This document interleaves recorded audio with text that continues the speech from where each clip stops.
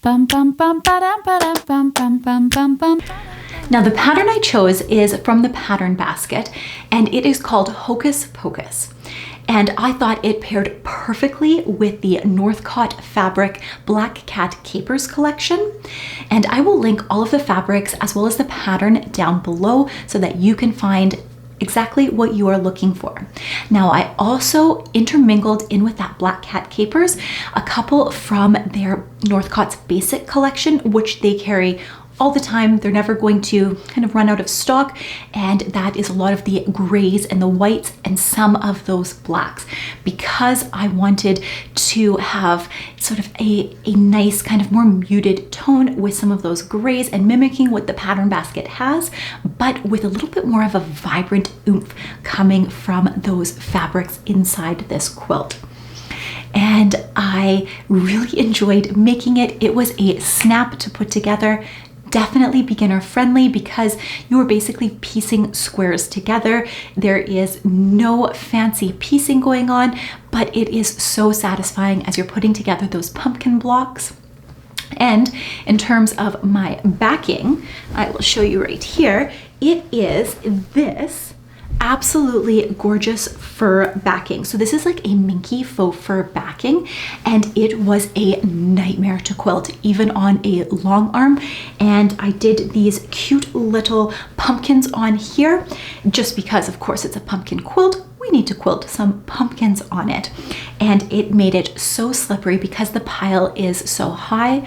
That being said, I am still so incredibly pleased with this quilt. It is going to be extra warm for those cool autumn nights, as well as being so luxuriously soft. I am just so excited to use this, especially when we are handing out candy on trick-or-treating, especially when we are handing out candy on Halloween night to those cute little trick-or-treaters. It is something that I can curl up with on the couch, and I think it'll look so fab. So without further ado, let's get to that tutorial.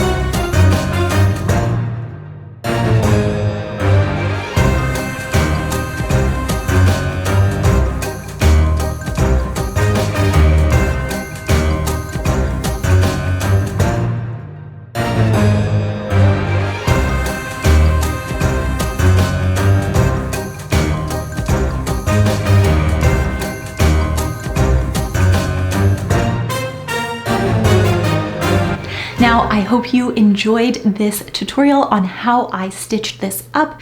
It was a ton of fun to make, and it did come together quite quickly. So if you're looking for a project that, will take you into Thanksgiving and Halloween for a nice home decor project, this is a great one to do because you don't invest a ton of time like other quilts that are a little bit more fussy.